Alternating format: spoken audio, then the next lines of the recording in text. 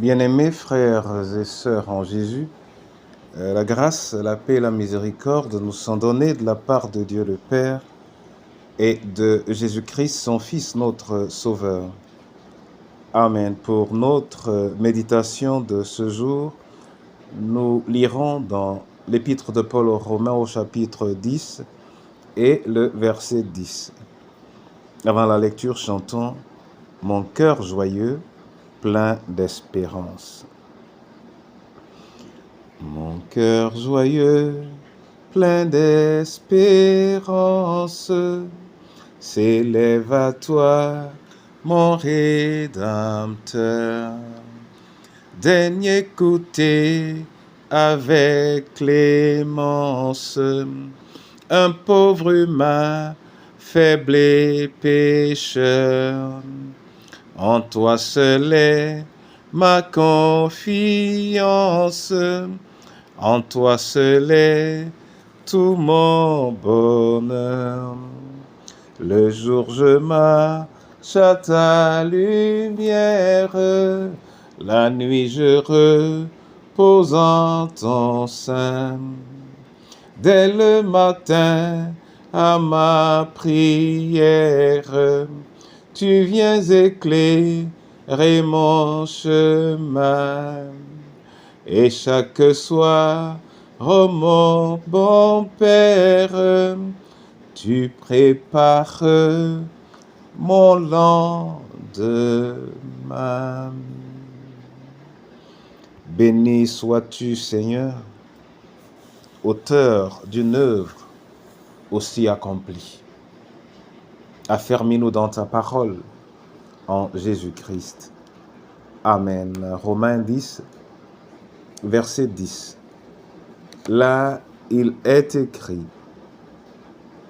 car c'est en croyant du cœur qu'on parvient à la justice, et c'est en confessant de la bouche qu'on parvient au salut, selon ce que dit l'Écriture. Amen. Mon frère et ma sœur, à la lecture de ce verset, il y a deux choses qui semblent importantes. Il y a le fait de croire dans son cœur et celui de confesser de la bouche. Si ces deux choses peuvent sembler identiques, il faut reconnaître que l'une peut exister sans l'autre. On peut croire dans son cœur et ne pas confesser de la bouche. Évidemment, si ce que l'on confesse de la bouche peut être différent de ce que l'on croit dans son cœur, il y a encore opposition. Mais dans notre perspective ici où il est parlé de justice et de salut, celui qui atteint par la foi la justice du Seigneur n'a pas d'autre voie, d'autre moyen que de confesser ce qu'il croit et qui l'a conduit à la justice. Et pour le croyant, il faut que ces deux choses existent.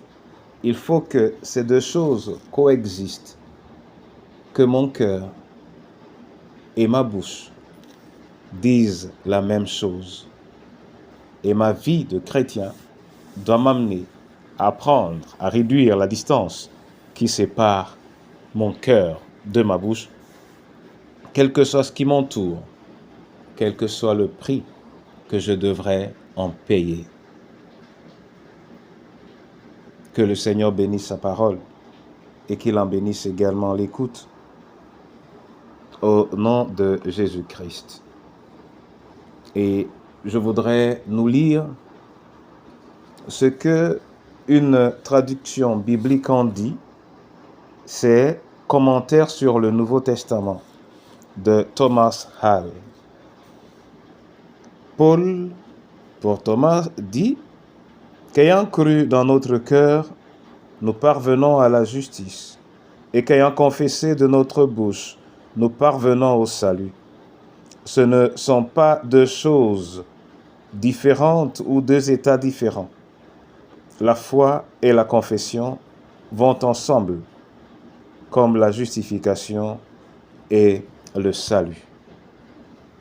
Il faut donc rapprocher, comme nous l'avons dit, notre cœur de notre bouche, afin qu'il dise toujours la même chose en Jésus notre Sauveur. Amen. Béni sois-tu, Seigneur, pour cette parole qui me ramène à la sincérité de ma foi et à l'importance du royaume des cieux et de ta justice qui me procure le véritable salut. Entre tes mains, je veux remettre le veuf, la veuve et l'orphelin, le scellé, l'abandonné, le malade ou le prisonnier, entre tes mains, Seigneur, et que leur foi soit renouvelée et que leur bouche confesse ce que leur cœur a accepté. Je veux te prier pour chacune de nos familles. Je te prie pour notre pays et je te prie pour ton Église. Ô Seigneur, que sa confession soit identique à l'état de son cœur et que l'état de son cœur soit conforme à ce qu'elle dit, Seigneur. Qu'il n'y ait pas de bris, d'opposition, de tournure, ni de mensonge en elle, la belle et délaissée, au nom du Père, du Fils et du Saint-Esprit. Amen.